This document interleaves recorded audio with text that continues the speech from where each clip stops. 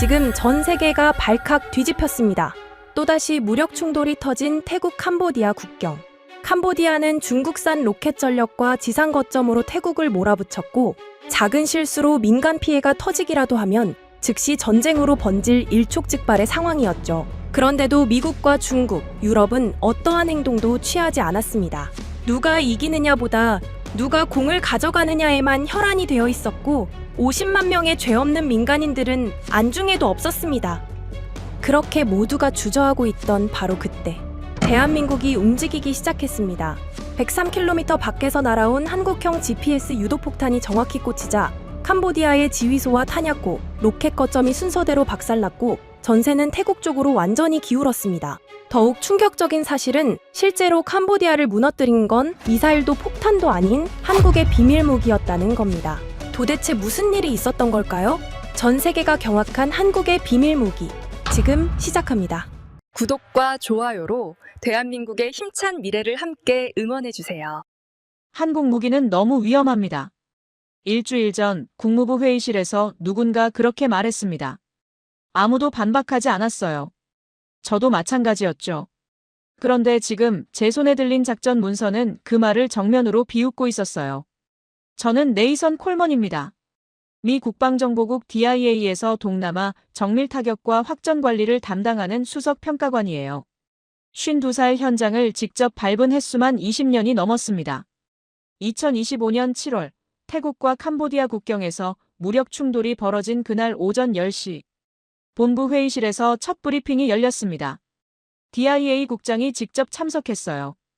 그는 테이블 위에 지도를 펼치며 말했습니다. 국경 상황이 빠르게 움직이고 있어. 확전 가능성을 평가하고 동맹구도 안에서 정리해. 저는 고개를 끄덕였습니다. 동맹구도. 익숙한 단어였어요. 미국이 중심이고 태국은 협력국이며 한국은 장비를 납품하는 위치. 그게 제가 20년 동안 써온 보고서의 기본 틀이었습니다. 그런데 손에 들린 작전 문서는 그 틀과 맞지 않았어요. 감히 한국의 KGB 운용 계획이 미국의 F-16 비행 계획보다 앞에 있었습니다. 저는 불편했습니다. 익숙한 질서가 어긋나는 건 언제나 불편한 법이니까요. 회의가 끝난 뒤 저는 사무실로 돌아와 문서를 다시 펼쳤습니다. 태국 공군 제1전투비행단 기지에서 올라온 자료였어요. 서명란에 아난수티퐁이라는 이름이 있었습니다. 태국 공군 무장운용 책임자였어요. 그가 상신한 문서에는 KGB 실전 투입안과 표적 우선순위 초안이 담겨 있었습니다. 지휘 통제소, 탄약고 로켓 발사대. 표적이 구체적이었어요. 단순히 폭격하겠다는 게 아니라 어디를 먼저 끊어서 지휘 체계를 마비시키겠다는 설계가 보였습니다. 저는 펜을 들고 메모를 시작했습니다. 플랫폼이 아니라 절차가 먼저 나온 이유. 훈련이 이미 끝났다는 표시의 의미. 원거리 투하 후 즉시 이탈이라는 운용 방식의 함의. 질문이 꼬리를 물었어요. 이건 단순한 장비 도입이 아니었습니다. 태국이 한국 시스템을 중심으로 작전을 짜고 있다는 뜻이었어요. 저는 메모를 멈추고 문서를 다시 들여다봤습니다.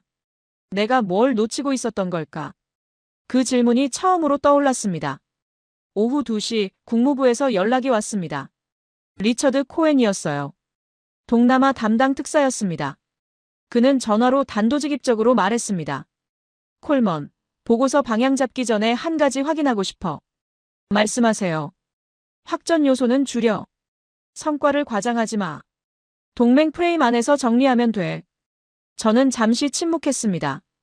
그의 말은 명확했어요. 태국이 뭘 했든 미국 중심의 서사로 포장하라는 뜻이었습니다. 현장을 보기 전에는 결론을 쓰지 않겠습니다. 현장? 직접 가겠다는 거야? 네. 문서만으로는 판단이 안 됩니다. 리처드는 잠깐 말이 없었습니다. 그리고 낮은 목소리로 덧붙였어요. 불을 키우지 마. 그게 워싱턴의 방향이야. 전화가 끊겼습니다. 저는 수화기를 내려놓고 창밖을 바라봤어요. 불을 키우지 말라. 그 말은 성과를 축소하라는 뜻이기도 했습니다. 그런데 제 손에 들린 문서는 이미 불이 붙어 있었어요. 태국이 한국 시스템으로 전장을 설계하고 있다는 사실 자체가 기존 프레임을 흔드는 것이었습니다. 저는 의자에 등을 기대고 천장을 올려다봤습니다. 워싱턴이 원하는 결론과 현장의 사실이 다르면 어떻게 해야 하는가? 그 질문이 머릿속에서 맴돌았어요. 오후 4시, 또 다른 보고가 올라왔습니다. 공관 라인에서 온 자료였어요. 발신자는 박은영, 주태국 한국대사관 안전 및 영사협력 담당이었습니다. 그녀가 보낸 문서에는 캄보디아 범죄단지 관련 경보가 담겨 있었어요. 한국인 납치, 감금, 사이버 범죄 강요, 피해 신고가 급증하고 있다는 내용이었습니다. 저는 눈살을 찌푸렸어요. 전선 문제와 치안 문제가 왜 같은 날 올라오는 거지? 저는 두 문서를 나란히 놓고 바라봤습니다. 전선의 작전 계획과 후방의 안전 경보. 전혀 다른 문제처럼 보였지만 같은 결제 라인 위에 올라와 있었어요. 태국에서 벌어지는 일이 단순히 군사 충돌만이 아니라는 감각이 들었습니다. 전선과 후방이 연결되어 있었어요. 저는 커피를 한 잔 따르며 생각을 정리했습니다. 왜 한국 시스템이 문서 맨 앞에 있는가? 왜 태국은 이 절차를 이미 훈련으로 굳혔는가? 왜 후방 안전 경보가 같은 시점에 올라오는가? 답은 현장에 있었습니다. 저녁 6시, 저는 출장 승인 요청서를 작성했습니다. 목적지는 태국 공군 제1전투비행단 기지. 목적은 KGGB 운용 절차 현장 검증. 결제 라인에 서명을 받기 시작했어요. 반대는 없었습니다. 다만 리처드의 말이 계속 머릿속에 남아 있었어요.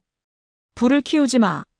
그 말은 제가 현장에서 무엇을 보든 결론을 조심하라는 경고였습니다.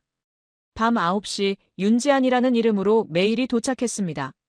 한국 측 KGGB 해외 지원 PM이었어요. 그녀는 제 방문 일정에 맞춰 보안 및 문서 패키지를 준비하겠다고 알려왔습니다.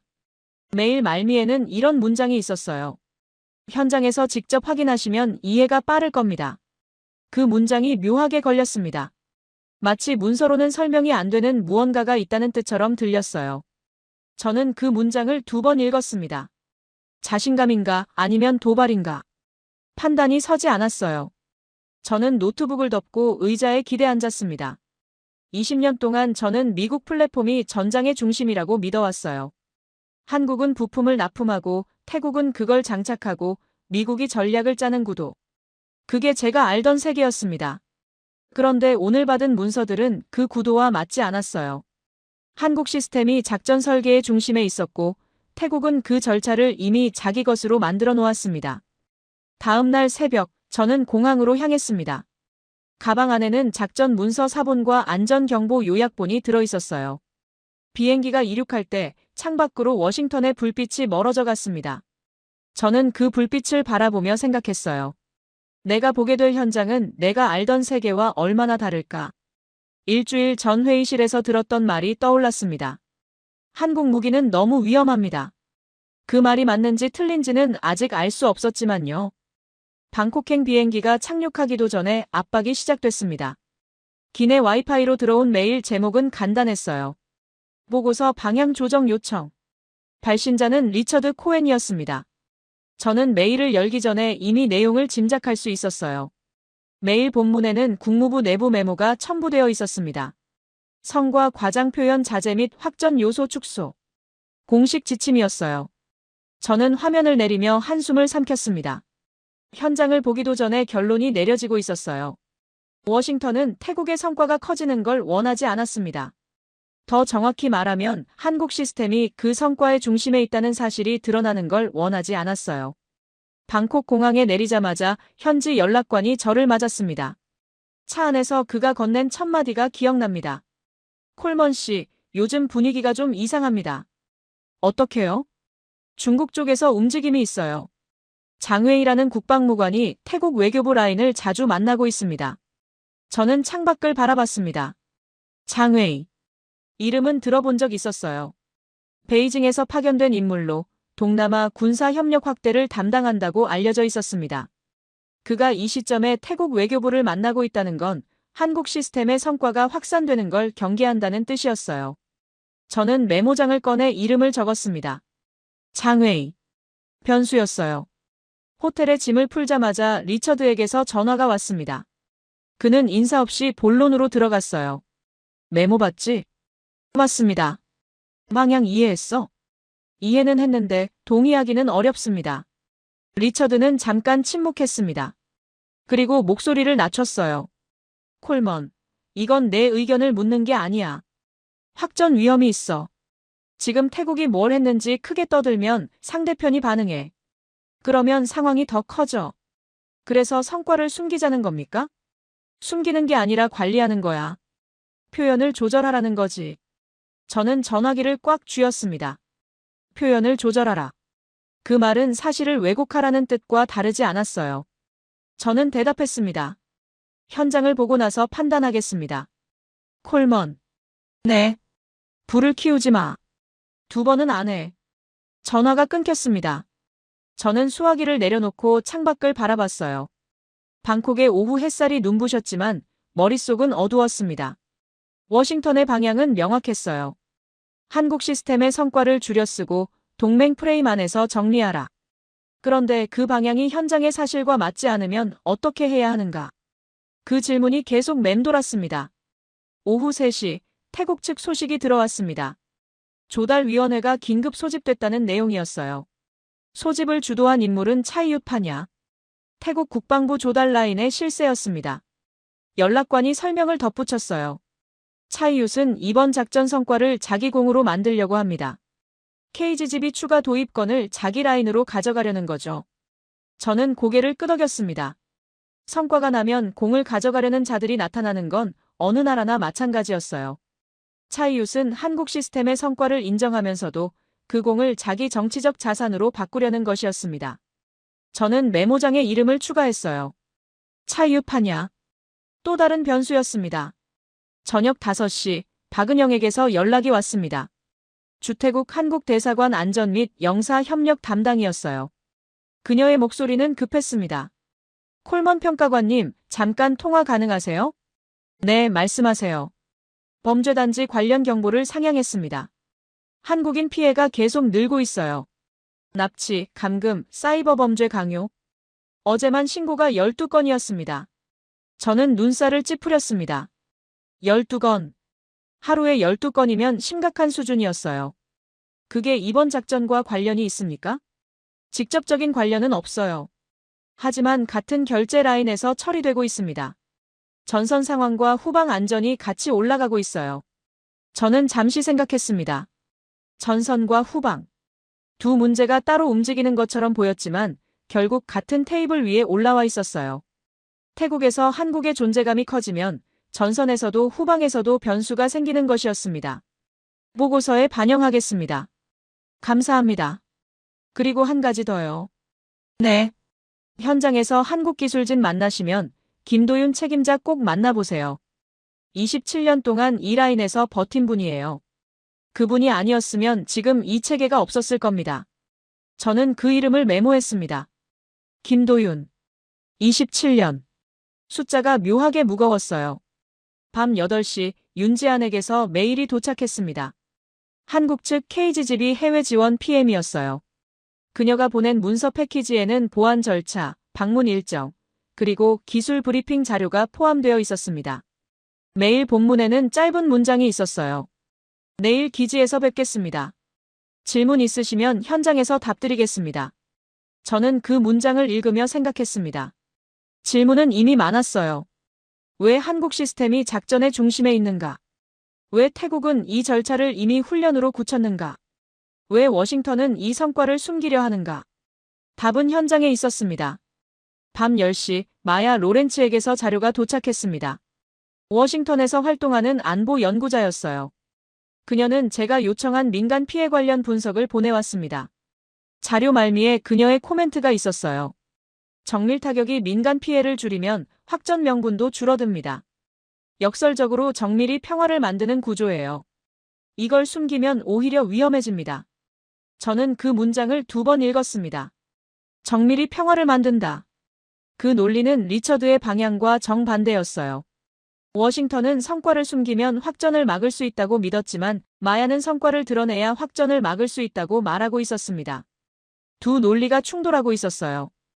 저는 호텔 창가에 서서 방콕의 야경을 바라봤습니다. 불빛이 빼곡했어요. 그 불빛 너머 어딘가에서 장외인은 태국 외교부를 만나고 있었고 차이윳은 조달위원회를 움직이고 있었습니다. 리처드는 워싱턴에서 표현을 통제하려 했고 박은영은 후방 안전 경보를 올리고 있었어요. 모든 방향에서 압박이 들어오고 있었습니다. 저는 메모장을 펼쳤습니다.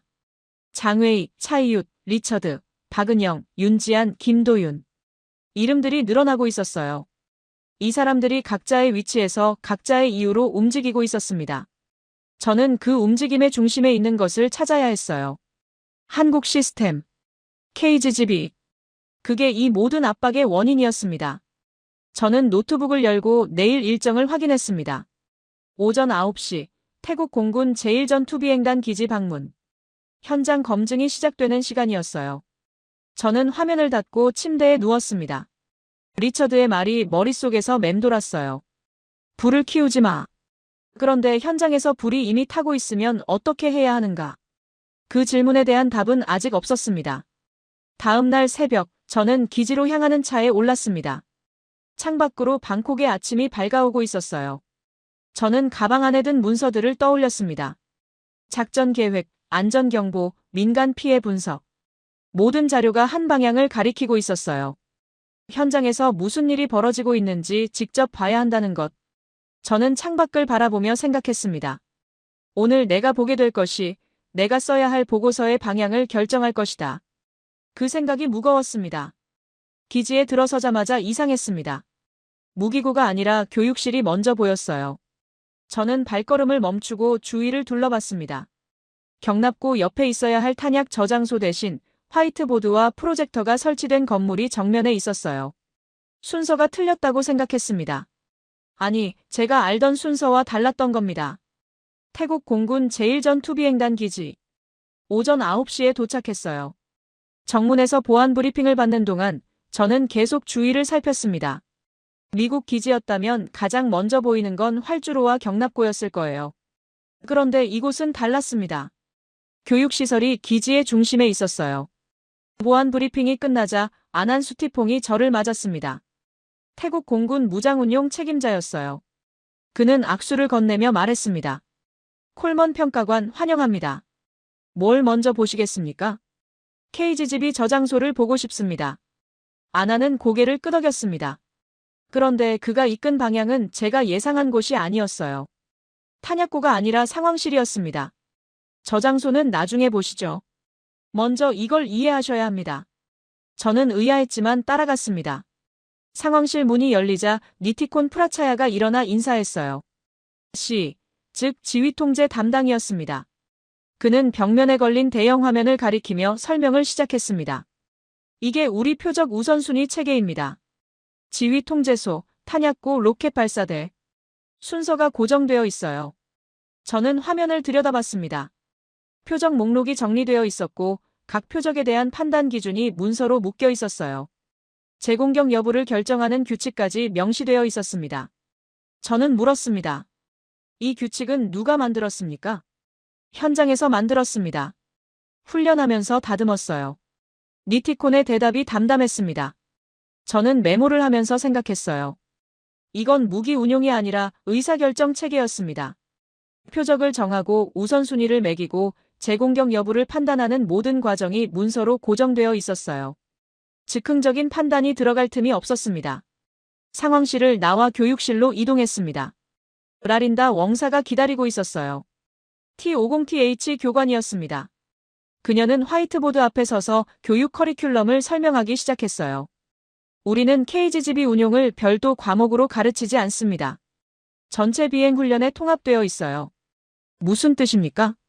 조종사가 KGGB를 특별한 무기로 인식하면 안 됩니다. 평소 훈련대로 움직이다가 자연스럽게 투하하고 이탈하는 거예요. 그래야 실전에서 실수가 줄어듭니다. 저는 고개를 끄덕였습니다. 그녀의 말은 논리적이었어요. 특별한 무기로 취급하면 긴장하고 긴장하면 실수합니다. 평소 루틴에 녹여 넣으면 몸이 먼저 움직여요. 저는 물었습니다. 교육 기준은 어떻게 정했습니까?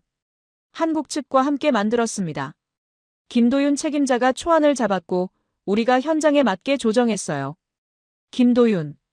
어제 박은영이 언급한 이름이었습니다. 27년 동안 이 라인에서 버틴 사람. 저는 그 이름을 다시 메모했어요. 교육실을 나와 정비구역으로 이동했습니다. 거기서 김도윤을 처음 만났어요. 50대 중반으로 보이는 남자였습니다. 얼굴에 주름이 깊었고 손에는 기름때가 묻어 있었어요. 그는 저를 보자 가볍게 목례만 하고 작업을 계속했습니다. 저는 그에게 다가가 말을 걸었어요. 김도윤 책임자시죠? 네. 잠깐 이야기 나눌 수 있습니까? 그는 손에 들린 공구를 내려놓고 저를 바라봤습니다. 눈빛이 날카로웠어요. 경계하는 것 같기도 하고 평가하는 것 같기도 했습니다. 뭘 알고 싶으십니까? KGGB 운용 절차요. 어떻게 이렇게 체계가 잡혔는지 궁금합니다. 김도윤은 잠시 침묵했습니다. 그리고 천천히 입을 열었어요. 체계가 아니라 습관입니다. 27년 동안 같은 일을 반복하면 몸에 배어. 임무자료 입력할 때 오류가 날 수 있는 지점이 17군데입니다. 그걸 하나씩 막았어요. 체크리스트로 고정했습니다. 17군데요? 네. 처음엔 32군데였어요. 15년 걸려서 절반으로 줄였습니다. 저는 숫자에 놀랐습니다. 32군데에서 17군데. 15년. 그건 단순한 개선이 아니라 집착에 가까웠어요. 저는 물었습니다. 왜 그렇게까지 하셨습니까? 김도윤은 저를 똑바로 바라봤습니다. 그의 눈에는 감정이 없었어요. 다만 확신이 있었습니다. 오류가 나면 사람이 죽으니까요. 조종사가 죽거나 민간인이 죽거나 둘 다 제 책임입니다. 저는 대답하지 못했습니다. 그의 말이 너무 단순해서 반박할 수가 없었어요. 오류가 나면 사람이 죽는다. 그래서 오류를 막는다. 그게 전부였습니다. 정비구역을 나와 경납고로 이동했습니다. 파콘 찬타라가 F-16 앞에 서 있었어요. 조종사였습니다. 그는 비행복을 입은 채로 저에게 악수를 건넸어요. 콜먼 평가관, 비행 프로파일 보시겠습니까? 네. 파콘은 태블릿을 꺼내 화면을 보여줬습니다. 비행 경로가 표시되어 있었어요. 그는 손가락으로 경로를 따라가며 설명했습니다. 여기서 진입합니다. 위협권 밖이에요. 투하 지점까지 직선으로 가고 투하 후 즉시 이탈합니다. 표적 상공에 머무는 시간은 0입니다. 0이요? 네. 원거리 투하니까요. 표적 위를 지나갈 필요가 없습니다. 투하하고 바로 돌아와요. 저는 화면을 들여다봤습니다. 비행 경로가 단순했어요. 진입, 투하, 이탈. 3단계뿐이었습니다. 복잡한 기동이 없었어요. 저는 물었습니다. 이 프로파일은 몇 번이나 연습했습니까? 23번입니다. 실전과 똑같은 조건으로요. 23번. 저는 그 숫자를 메모했습니다. 이건 즉흥이 아니었어요. 반복이었습니다. 경납고를 나올 때 윤지안이 다가왔습니다. 한국 측 해외 지원 PM이었어요. 그녀는 서류 뭉치를 건네며 말했습니다. 오늘 보신 내용 요약본입니다. 보안 절차에 따라 반출은 안 되고 기지 내에서만 열람 가능해요. 감사합니다. 저는 서류를 받아들고 그녀를 바라봤습니다. 그녀의 표정은 담담했어요. 자랑하지도 않고 변명하지도 않았습니다. 그냥 할 일을 하고 있었어요. 기지를 나서며 저는 혼란스러웠습니다. 제가 예상한 현장이 아니었어요.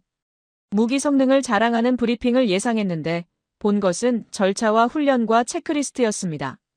KGGB는 그 체계의 일부일 뿐이었어요. 중심이 아니라 구성 요소였습니다. 차에 오르며 저는 생각했습니다. 이 기지는 무기를 자랑하지 않았어요. 대신 반복 가능한 시스템을 보여줬습니다. 훈련이 실전과 같고 실전이 훈련과 같은 구조. 그게 이들이 만든 것이었어요. 저는 창밖을 바라보며 질문을 바꿨습니다. 왜 한국 시스템이 문서 맨 앞에 있었는가? 이제 그 질문의 답이 조금씩 보이기 시작했어요. 그런데 그 답이 제가 알던 세계와 맞지 않았습니다. 그게 더 혼란스러웠어요. 호텔로 돌아오는 차 안에서 저는 노트를 펼쳤습니다. 오늘 본 것들을 정리해야 했어요. 그런데 펜이 움직이지 않았습니다. 제가 알던 프레임으로는 정리가 안 됐어요. 동맹구도, 미국 중심, 한국은 보조. 그 틀에 오늘 본 현장이 들어맞지 않았습니다. 저는 펜을 내려놓고 창밖을 바라봤습니다. 방콕의 거리가 스쳐 지나가고 있었어요. 질문을 바꿔야 한다는 생각이 들었습니다. 누가 어느 편이냐가 아니라 무엇이 전선을 멈추게 하느냐. 그게 진짜 질문이었어요. 호텔에 도착하자마자 마야 로렌츠에게 연락했습니다. 워싱턴의 안보 연구자였어요. 그녀는 제가 요청한 민간 피해 분석을 이미 보내왔었지만 추가 논의가 필요했습니다. 화상 통화가 연결되자 그녀가 먼저 물었어요. 현장은 어땠습니까? 예상과 달랐습니다. 무기 성능이 아니라 절차가 중심이었어요. 마야는 고개를 끄덕였습니다. 그녀의 표정에는 놀라움이 없었어요. 예상했다는 듯이 말했습니다. 그게 핵심이에요, 콜먼. 정밀 타격의 가치는 명중률이 아닙니다. 민간 피해를 줄이는 거예요.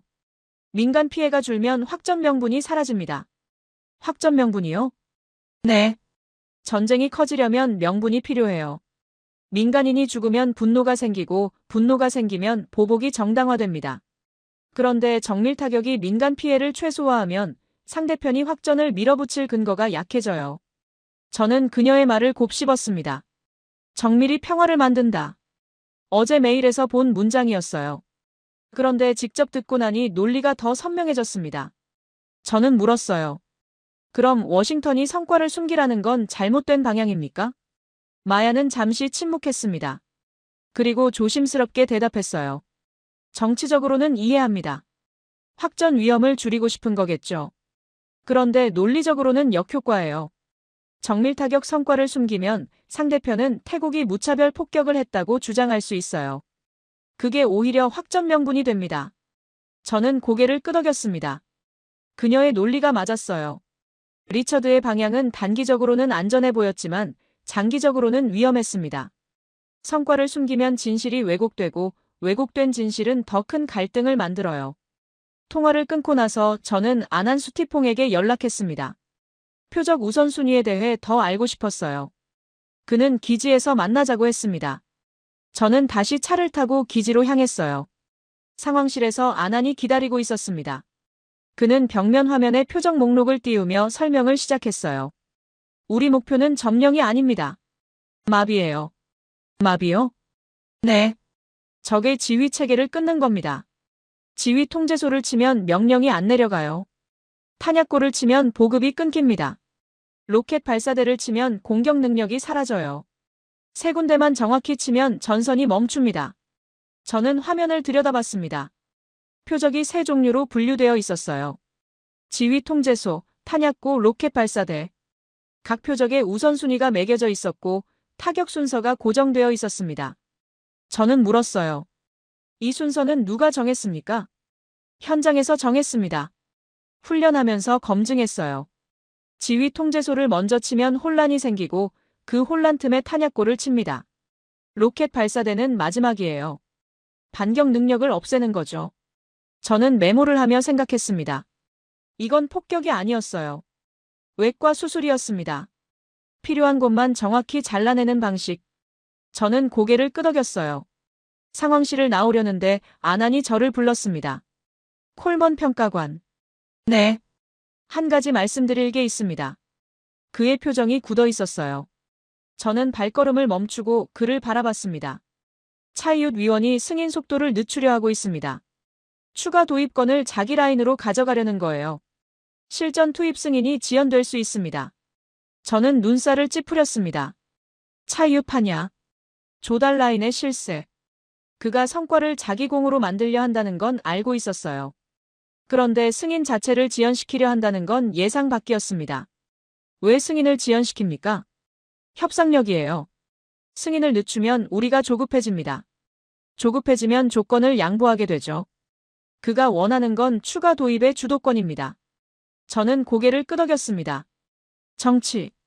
어디에나 정치가 있었어요. 전선에서 사람이 죽고 있는데 후방에서는 협상 카드를 만들고 있었습니다. 기지를 나서는데 연락관에게서 전화가 왔습니다. 장웨이가 태국 외교부와 또 만났다는 소식이었어요. 이번에는 항의에 가까운 접촉이었다고 했습니다. 한국 시스템의 성과가 알려지는 걸 막으려는 움직임이었어요. 저는 차 안에서 생각을 정리했습니다. 장웨이는 확산을 막으려 하고 차이웃은 승인을 늦추려 하고 리처드는 표현을 줄이려 합니다. 세 방향에서 압박이 들어오고 있었어요. 그런데 그 압박의 중심에는 같은 것이 있었습니다. 한국 시스템의 성과. 그게 커지는 걸 모두가 경계하고 있었어요. 호텔에 돌아오자 리처드에게서 전화가 왔습니다. 예상한 통화였어요. 콜먼, 보고서 초안 언제 나와? 아직 정리 중입니다. 방향은 잡았어? 저는 잠시 망설였습니다. 그리고 솔직하게 대답했어요. 동맹 프레임으로는 안 됩니다. 뭐? 현장에서 본 건 동맹 협력이 아니에요. 정밀 차단입니다. 태국이 한국 시스템을 중심으로 작전을 설계하고 그 작전이 전선을 멈추게 한 겁니다. 그걸 동맹 구도로 포장하면 사실이 왜곡됩니다. 리처드는 침묵했습니다. 긴 침묵이었어요. 그리고 낮은 목소리로 말했습니다. 콜먼, 내가 뭘 봤는지는 모르겠어. 그런데 워싱턴의 방향은 바뀌지 않아. 확전 요소를 줄이고 표현을 조절해. 그게 지침이야. 지침을 따르면 보고서가 거짓말이 됩니다. 거짓말이 아니라 관리야. 저는 전화기를 꽉 쥐었습니다. 관리. 그 단어가 역겨웠어요. 현장에서 사람들이 목숨을 걸고 만든 성과를 관리라는 이름으로 축소하려 했습니다. 보고서는 제가 씁니다. 책임도 제가 집니다. 콜먼. 네. 후회하지 마. 전화가 끊겼습니다. 저는 수화기를 내려놓고 창밖을 바라봤어요. 방콕의 밤이 깊어지고 있었습니다. 저는 결심했어요. 이 사건을 동맹 프레임이 아니라 정밀 차단으로 기록하겠다고. 그게 현장에서 본 진실이었으니까요. 밤 11시, 김도윤에게서 메시지가 왔습니다. 짧은 문장이었어요. 내일 투입 조건 최종 점검합니다. 참관하시겠습니까? 저는 바로 답했습니다. 참관하겠습니다.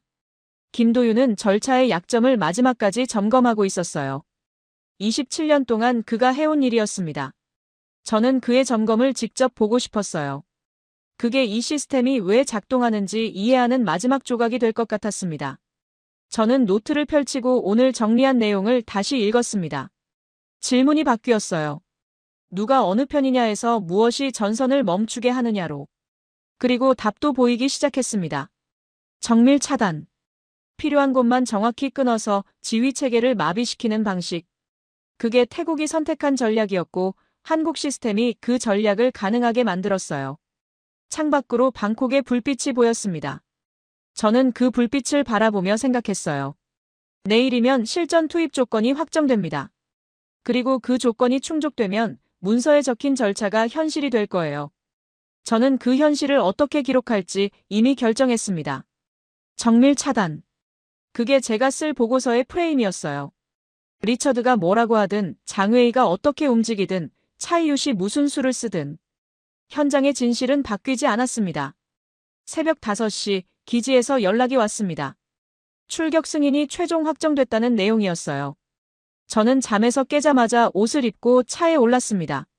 손이 떨렸어요. 긴장 때문인지 흥분 때문인지 구분이 안 됐습니다. 기지에 도착하자 분위기가 달랐습니다. 어제까지의 느긋함이 사라지고 모든 것이 빠르게 움직이고 있었어요. 경납고 앞에서 정비사들이 F-16을 점검하고 있었고 상황실에서는 불빛이 새어나오고 있었습니다. 저는 상황실로 향했어요. 니티콘 프라차야가 대형 화면 앞에 서 있었습니다. 그는 저를 보자 가볍게 고개만 끄덕이고 다시 화면에 집중했어요. 표적 목록이 떠 있었습니다. 지휘 통제소 2곳, 탄약고 1곳, 로켓 발사대 3기. 우선순위가 빨간색으로 표시되어 있었어요. 재공격 판단 기준 확인했습니다. 니티콘이 마이크에 대고 말했습니다. 그의 목소리는 차분했어요. 흔들림이 없었습니다. 저는 옆에 서서 화면을 바라봤어요. 모든 것이 문서대로 움직이고 있었습니다. 정비구역에서 김도윤이 마지막 점검을 하고 있었습니다. 저는 그에게 다가갔어요. 그는 KGGB 키트의 연결 상태를 확인하며 체크리스트를 읽고 있었습니다. 14번 항목, 이상 없음. 그가 중얼거렸어요. 저는 물었습니다. 몇 번째 점검입니까? 3번째요. 한 번 더 합니다. 4번이나요? 김도윤은 저를 돌아봤습니다. 그의 눈에는 피곤함이 있었지만 흔들림은 없었어요. 실전입니다. 한 번 놓치면 사람이 죽어요. 4번이 아니라 10번이라도 해야죠. 저는 대답하지 못했습니다. 그의 말이 너무 단순해서 반박할 수가 없었어요. 그는 다시 체크리스트로 시선을 돌렸습니다. 저는 그 옆에 서서 그가 점검하는 모습을 지켜봤어요. 17개 항목. 하나도 빠뜨리지 않았습니다. 오전 6시 팝콘 찬타라가 비행복을 입고 경납고로 들어왔습니다. 그는 F-16 앞에 서서 기체를 올려다봤어요. 저는 그에게 다가가 물었습니다. 긴장됩니까? 팝콘은 고개를 저었습니다. 긴장하면 실수해요. 훈련대로 하면 됩니다. 그의 대답이 담담했어요. 23번 반복한 훈련. 그게 그의 자신감이었습니다. 그는 사다리를 올라 조종석에 앉았어요. 캐노피가 닫히는 소리가 경납고에 울렸습니다. 오전 6시 30분 출격이 시작됐습니다. F-16이 활주로를 달려 하늘로 올랐어요. 저는 상황실로 돌아가 화면을 지켜봤습니다. 비행 경로가 실시간으로 표시되고 있었어요. 진입, 투하 지점 접근 이탈.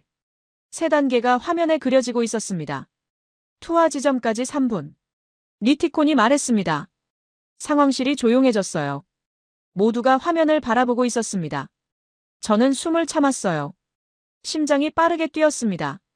투하. 팝콘의 목소리가 무전에서 들렸습니다. 화면에 투하 표시가 떴어요. KGB가 기체에서 분리되는 순간이었습니다. 이탈 중. 팝콘의 목소리가 다시 들렸습니다. F-16이 방향을 틀어 복귀 경로로 진입했어요. 표적 상공에 머무는 시간은 0이었습니다. 원거리 투하 후 즉시 이탈. 훈련에서 23번 반복한 절차가 실전에서 그대로 재현됐어요. 명중 확인. 리티콘이 말했습니다. 화면에 표적 파괴 표시가 떴어요. 지휘 통제소 하나가 무력화됐습니다. 상황실에 안도의 한숨이 퍼졌어요. 그러나 아무도 환호하지 않았습니다. 아직 끝나지 않았으니까요. 두 번째 출격이 이어졌습니다. 이번 표적은 로켓 발사대였어요. 같은 절차가 반복됐습니다. 진입, 투하, 이탈. 명중 확인. 로켓 발사대 2기가 파괴됐어요. 아난수티퐁이 마이크를 들었습니다. 표적 집중 운용 지속. 탄약고는 다음 웨이브에서 처리한다. 그의 지시가 명확했어요. 작전이 계획대로 진행되고 있었습니다. 저는 화면을 바라보며 숫자를 확인했어요. CP4에서 7m. 오차 범위가 7m 이내라는 뜻이었습니다. 활공 사거리 약 103km. 위협권 밖에서 투하하고 돌아올 수 있는 거리였어요.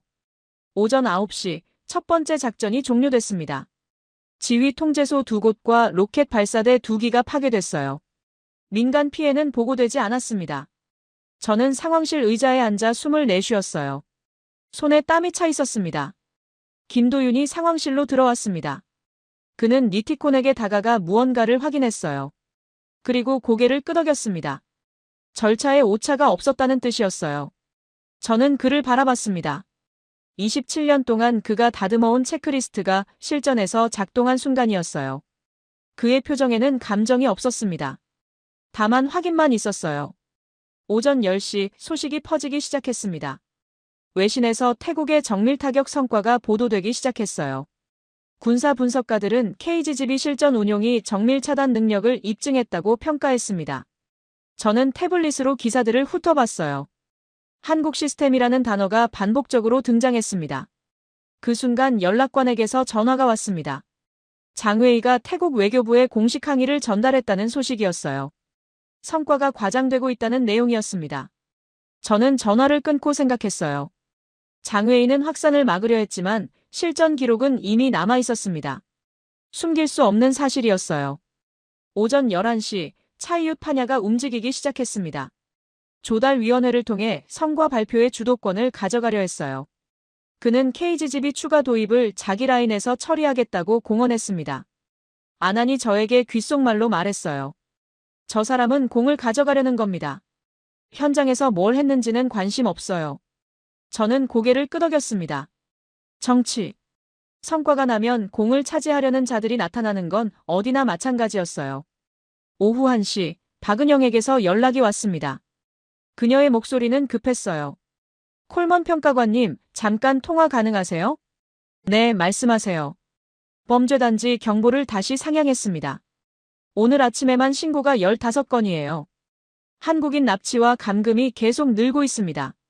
저는 숫자에 놀랐습니다. 15건.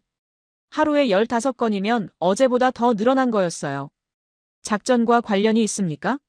직접적인 관련은 확인 안 됐어요. 그런데 타이밍이 겹칩니다. 전선에서 성과가 나는 시점에 후방 위험이 올라가고 있어요. 같은 결제 라인에서 처리해야 합니다.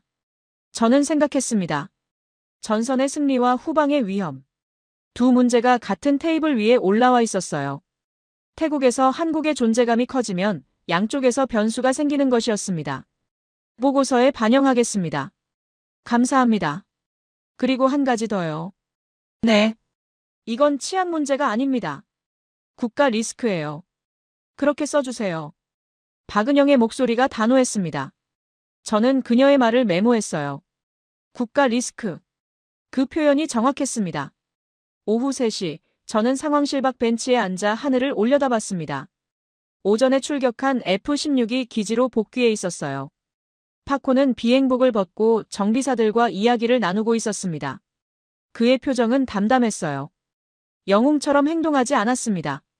그냥 훈련대로 했을 뿐이라는 태도였어요. 저는 노트를 펼치고 오늘 본 것들을 정리했습니다. 실전 투입, 명중, 민간 피해 제로.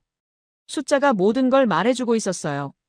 CP 4에서 7m, 활공거리 103km, 로켓 발사대 파괴 최소 2기. 이건 우연이 아니었습니다. 27년 동안 다듬어온 절차와 23번 반복한 훈련이 만든 결과였어요. 저는 펜을 멈추고 생각했습니다. 오늘 본 것은 무기의 성능이 아니었어요. 시스템의 작동이었습니다. 절차가 사람을 움직이고 사람이 절차를 지키고 그 결과가 전선을 멈추게 한 것이었어요. 동맹 구도로는 설명이 안 됐습니다. 이건 정밀 차단이었어요. 필요한 곳만 정확히 끊어서 지휘 체계를 마비시키는 방식. 그게 오늘 제가 목격한 현실이었습니다. 호텔로 돌아오는 차 안에서 저는 노트를 다시 펼쳤습니다. 어제까지 적어놓은 메모들이 눈에 들어왔어요. CP 4에서 7m, 활공거리 103km, 로켓 발사대 파괴 2기. 숫자들이 나열되어 있었습니다. 그런데 뭔가 부족했어요. 숫자만으로는 이 승리를 설명할 수 없었습니다. 저는 펜을 들고 새로운 항목을 만들었습니다. 재현성. 이 승리가 한 번의 행운이 아니라는 걸 증명해야 했어요. 같은 조건에서 같은 결과를 다시 만들어낼 수 있는가? 그게 진짜 질문이었습니다. 호텔에 도착하자마자 아난에게 연락했습니다. 추가 브리핑이 필요했어요. 그는 내일 아침 기지에서 만나자고 했습니다.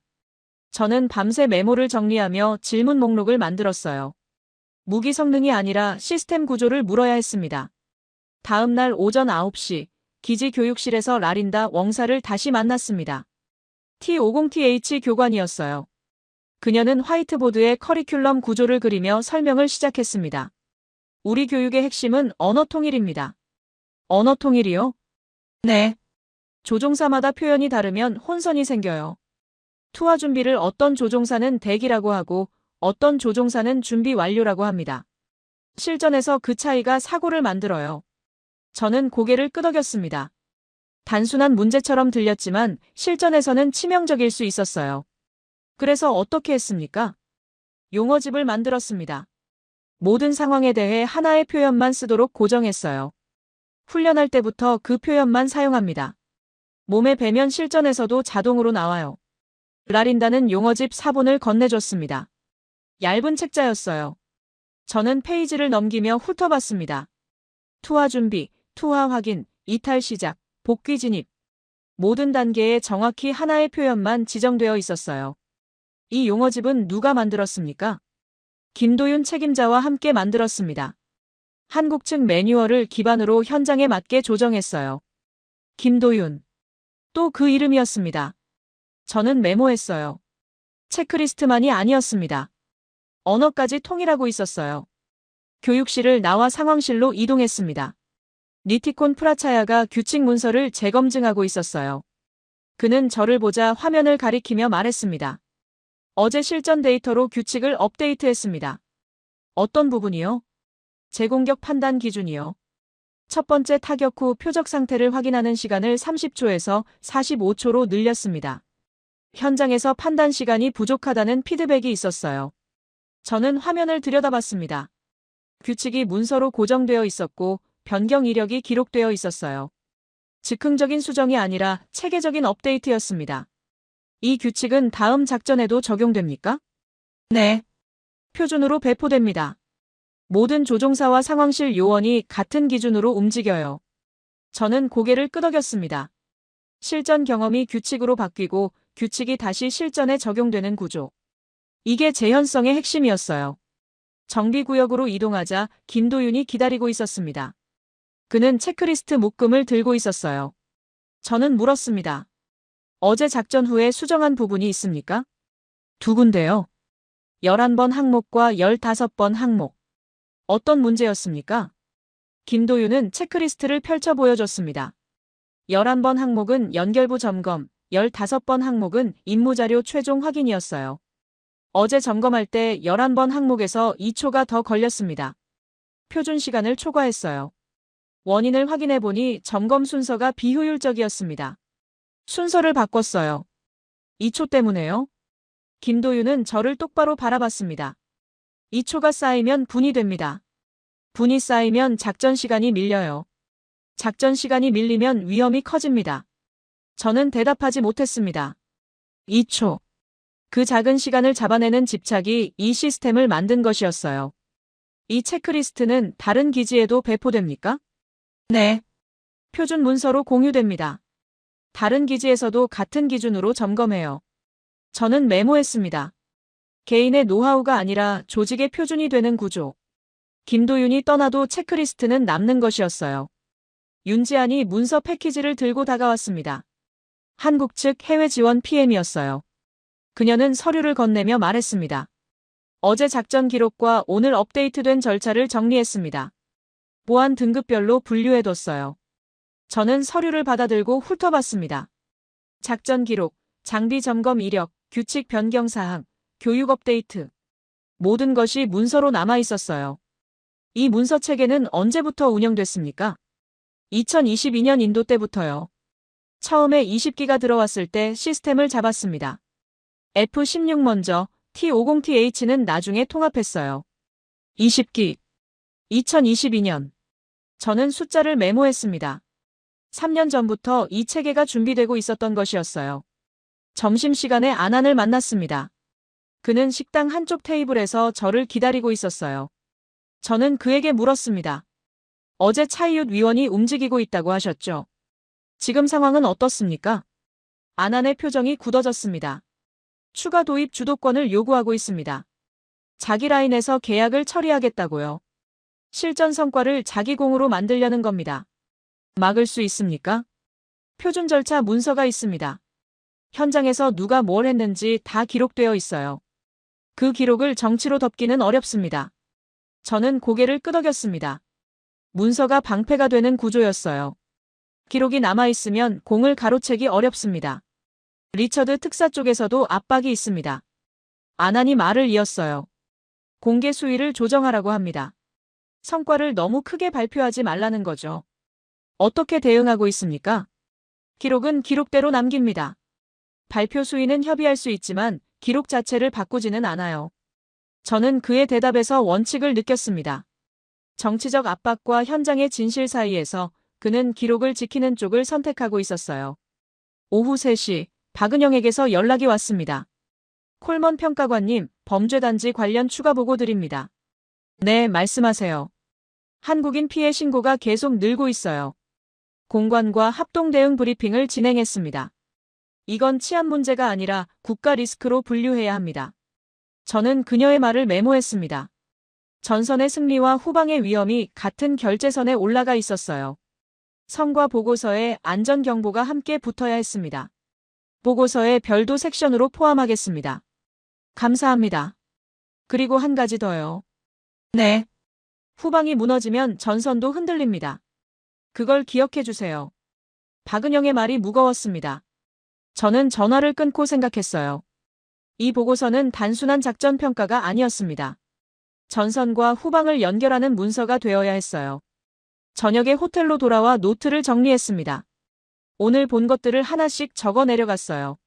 라린다의 언어 통일, 니티콘의 규칙 업데이트, 김도윤의 체크리스트 표준화, 윤지안의 문서 체계. 각각 다른 영역이었지만 모두 같은 방향을 가리키고 있었습니다. 재현 가능한 시스템. 저는 펜을 멈추고 창밖을 바라봤습니다. 이제 프레임이 명확해졌어요. 이 승리는 무기의 성능이 아니라 시스템의 작동이 만든 것이었습니다. 한국은 폭탄 공급자가 아니었어요. 절차를 작동시키는 파트너였습니다.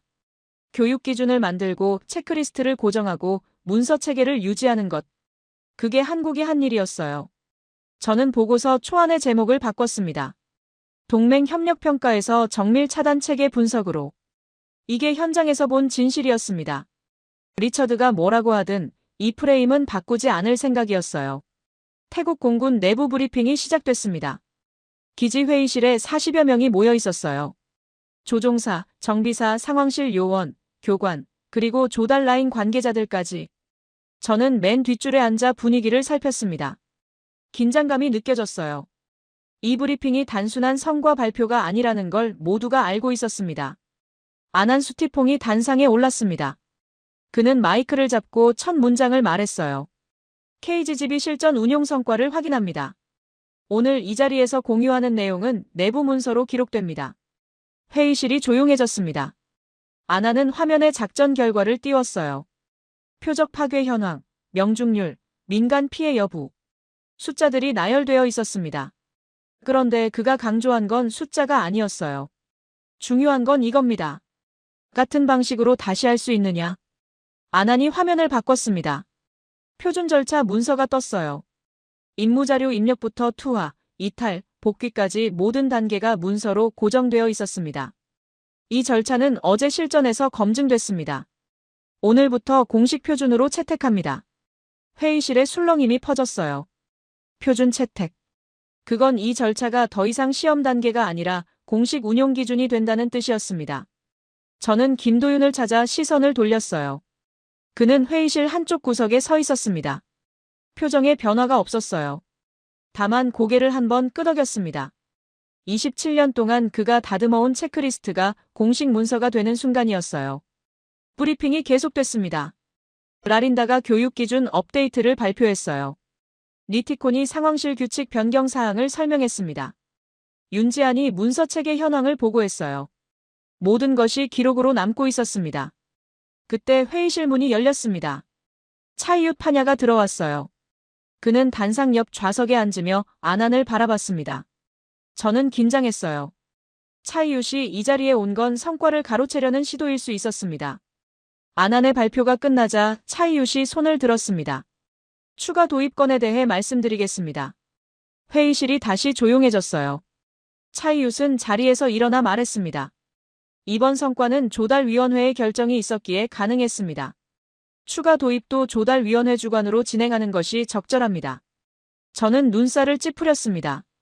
그는 현장의 노력을 조달위원회의 공으로 돌리려 하고 있었어요. 아난의 표정이 굳어졌습니다. 그러나 그가 대답하기 전에 다른 목소리가 들렸어요. 표준 절차 문서를 보셨습니까? 김도윤이었습니다. 그는 구석에서 한 걸음 앞으로 나와 차이윕을 바라봤어요. 이 문서에는 누가 무엇을 했는지 다 기록되어 있습니다. 체크리스트 작성자, 교육기준 설계자, 규칙 검증자. 이름이 다 들어가 있어요. 회의실이 술렁거렸습니다. 김도윤의 말은 단순했지만 의미는 명확했어요. 기록이 남아있으면 공을 가로챌 수 없다는 것이었습니다. 차이윕의 표정이 굳어졌습니다. 그는 잠시 침묵했다가 자리에 앉았어요. 더 이상 말하지 않았습니다. 표준 절차 문서가 그의 시도를 막은 것이었어요. 브리핑이 끝나고 회의실을 나서는데 연락관에게서 전화가 왔습니다. 장회의가 접촉 전략을 수정했다는 소식이었어요. 공식 항의에서 관리 모드로 바꿨습니다. 성과 자체를 부정하기보다 확산 속도를 늦추는 쪽으로 방향을 틀었어요. 저는 고개를 끄덕였습니다. 장회의도 실전 기록의 무게를 느낀 것이었어요. 숨길 수 없는 사실 앞에서 전략을 바꾼 겁니다. 오후 2시 리처드에게서 전화가 왔습니다. 예상한 통화였어요. 콜먼, 보고서 초안 봤어. 의견 있으십니까? 표현을 좀 조정해야겠어. 정밀 차단 체계라는 표현이 너무 강해. 저는 잠시 침묵했습니다. 그리고 대답했어요. 그게 현장에서 본 사실입니다. 사실이라도 표현은 조절할 수 있잖아. 협력 기반 운용 체계 정도로 바꾸면 어때? 한국 시스템이 중심이라는 게 빠집니다. 그게 문제야. 한국 시스템이 중심이라고 쓰면 파장이 커져. 저는 전화기를 꽉 쥐었습니다. 파장. 그가 걱정하는 건 진실이 아니라 파장이었어요. 보고서는 제가 씁니다. 책임도 제가 집니다. 콜먼. 네. 마지막으로 묻겠어. 정말 이대로 올릴 거야? 네. 리처드는 한숨을 쉬었습니다. 그리고 낮은 목소리로 말했어요. 알았어. 내 판단이야. 그런데 결과는 내가 감당해. 전화가 끊겼습니다. 저는 수화기를 내려놓고 창밖을 바라봤어요. 리처드의 압박은 끝까지 계속됐지만 기록 자체를 바꾸지는 못했습니다. 오후 4시 박은영에게서 연락이 왔습니다. 그녀의 목소리는 단호했어요. 콜먼 평가관님, 범죄단지 관련 최종 수치 보고드립니다. 네, 말씀하세요. 2024년 기준 한국인 피해 신고 220건입니다. 공관과 기관 합동 집계예요. 이건 치안 문제가 아니라 국가 리스크입니다. 220건. 저는 숫자를 메모했습니다. 1년에 220건이면 거의 이틀에 한 건꼴이었어요. 보고서에 어떻게 반영하면 됩니까? 안전 위협 섹션에 포함해주세요. 전선 성과와 후방 리스크가 같은 결제선에서 움직인다는 걸 명시해야 합니다. 저는 그녀의 말을 받아 적었습니다. 전선과 후방. 두 문제가 분리된 게 아니라 연결되어 있다는 것. 그게 이 보고서의 핵심 중 하나였어요. 반영하겠습니다. 감사합니다. 그리고 한 가지 더요. 네. 이 수치가 결제 문장에 들어가면 단순 치안 이슈로 묻히지 않습니다. 국가 리스크로 공식화되는 거예요. 박은영의 말이 무거웠습니다. 저는 그녀가 왜 이 수치를 강조하는지 이해했어요. 숫자가 문서에 박히면 무시할 수 없게 됩니다. 오후 5시 기지에서 재현 훈련이 진행됐습니다. 어제 실전에서 사용한 절차를 다시 한번 검증하는 훈련이었어요. 저는 상황실에서 지켜봤습니다. 파콘이 다시 출격했어요. 같은 비행 프로파일, 같은 투하 절차, 같은 이탈 경로. 어제와 똑같은 방식으로 움직였습니다. 리티콘이 상황실에서 재공격 판단 규칙을 적용했어요. 라린다가 교육 기준대로 용어를 확인했습니다. 김도윤이 체크리스트를 점검했어요.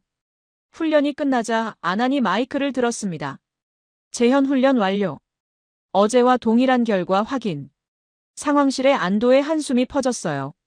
같은 방식으로 다시 할 수 있다. 그게 증명된 순간이었습니다. 저는 노트를 펼치고 마지막 메모를 적었습니다. 3중 인증. 데이터, 권위, 현장 반응. 세 가지가 모두 갖춰진 것이었어요. CP 4에서 7m라는 정밀도 데이터. 태국 공군 공식 브리핑이라는 권위. 재현 훈련 성공이라는 현장 반응. 이 세 가지가 결합되면서 성과는 더 이상 부정할 수 없는 사실이 됐습니다. 저녁에 호텔로 돌아와 보고서 최종본을 정리했습니다. 제목은 정밀 차단 체계 분석으로 확정했어요. 본문에는 오늘 확인한 내용들을 담았습니다. 표준 절차 채택, 재현 훈련 성공, 범죄단지 안전 수치. 모든 것이 기록으로 남았어요. 결제 버튼을 누르기 전에 저는 잠시 멈췄습니다. 리처드의 말이 떠올랐어요. 결과는 내가 감당해. 그 말은 위협이었지만 동시에 인정이기도 했어요. 내 판단을 막지는 못한다는 것. 저는 버튼을 눌렀습니다. 보고서가 결제 라인으로 올라갔어요. 최종 문장이 눈에 들어왔습니다. 플랫폼이 아니라 운용 방식이 결론을 바꿨다. 그 문장을 지켜낸 것이었어요. 창밖으로 방콕의 밤이 보였습니다. 저는 의자에 등을 기대고 천장을 올려다봤어요. 내 편견이 무너진 순간을 떠올렸습니다. 한국은 보조가 아니었어요. 절차를 만들고 표준을 고정하고 시스템을 작동시킨 것은 한국이었습니다. 그 사실을 인정하는 데 오래 걸렸지만 이제는 되돌릴 수 없었어요. 2025년 12월 워싱턴으로 돌아온 지 5달이 지났습니다. 저는 사무실 창가에 서서 밖을 바라보고 있었어요. 눈이 내리고 있었습니다. 책상 위에는 태국에서 가져온 문서들이 쌓여 있었어요. 그중 하나를 집어들었습니다. 표준 절차 문서 사본이었어요. 김도윤의 이름이 작성자란에 적혀 있었습니다. 며칠 전 김도윤에게서 메일이 왔었어요. 짧은 내용이었습니다. 체크리스트를 후임에게 인계했다는 보고였어요. 27년 동안 현장을 지킨 그가 드디어 자리를 넘기는 것이었습니다. 그런데 메일 말미에 이런 문장이 있었어요. 저는 아직 여기 있습니다. 체크리스트가 제대로 돌아가는지 확인해야 하니까요. 저는 그 문장을 읽으며 웃었습니다. 떠나지 않는 사람이었어요. 절차가 자리 잡을 때까지 현장을 지키는 사람. 라린다에게서도 연락이 왔었습니다. 교육기준 최종본을 마감했다는 내용이었어요. 그녀가 만든 용어집과 커리큘럼은 이제 태국 공군의 공식 교범으로 채택됐습니다. 새로운 조종사들이 그 기준으로 훈련을 받고 있었어요. 그녀의 메일에는 이런 문장이 있었습니다. 훈련이 실전이 되고 실전이 다시 훈련이 됩니다. 그게 우리가 만든 시스템이에요. 저는 그 문장을 오래 들여다봤습니다. 순환하는 구조. 끊기지 않는 체계. 그게 재현 가능한 승리의 핵심이었어요. 박은영에게서는 안전경보체계 정리 보고가 왔었습니다. 범죄단지 관련 한국인 피해 신고는 여전히 계속되고 있었어요. 완전히 해결된 건 아니었습니다. 그러나 경보체계가 공식화되면서 더 이상 치안 문제로 묻히지 않게 됐어요. 국가 리스크로 분류되어 결제 라인에 고정된 것이었습니다. 박은영의 메일에는 이런 문장이 있었어요. 위험이 사라진 건 아닙니다. 그러나 이제는 보입니다. 보이면 대응할 수 있어요. 저는 그 문장을 메모해뒀습니다. 기록의 힘이었어요. 문서에 남으면 무시할 수 없게 됩니다. 차이윕 파냐는 결국 물러났습니다. 표준 절차 문서가 공개되면서 그의 공로 독점 시도는 힘을 잃었어요. 기록 앞에서 정치는 한계가 있었습니다. 누가 무엇을 했는지 다 남아있으니까요. 그는 추가 도입권에서 손을 뗐고 조달위원회는 현장 라인의 의견을 따르기로 했습니다. 승리는 기록한 자의 것이 됐어요. 장회의도 전략을 바꿨습니다. 처음에는 성과 자체를 부정하려 했지만 실전 기록의 무게 앞에서 불가능했어요. 그는 확산 차단에서 관리 모드로 후퇴했습니다. 한국 시스템의 성과를 지울 수는 없었지만 속도를 늦추려는 시도는 계속했어요. 그러나 이미 기록은 남아 있었습니다. 숨길 수 없는 사실이었어요.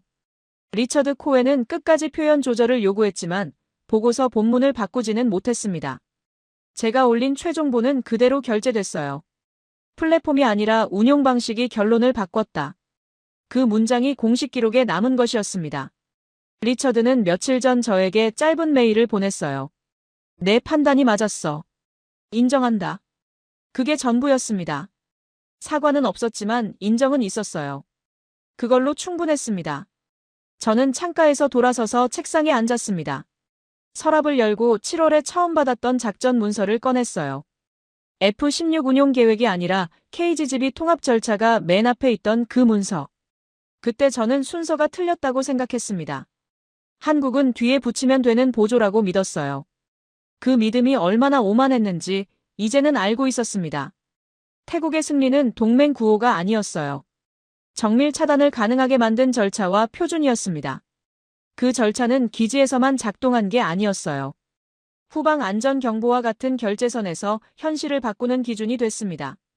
전선의 기록을 축소하려던 압박은 남아 있었지만 현장 표준 절차는 이미 굳어 있었어요. 정치가 기록을 이기지 못한 것이었습니다. 저는 노트를 펼치고 마지막 메모를 읽었습니다. 일주일 전 국무부 회의실에서 누군가 그렇게 말했습니다. 한국, 조립이나 하는 나라잖아. 그게 일장의 첫 장면이었어요.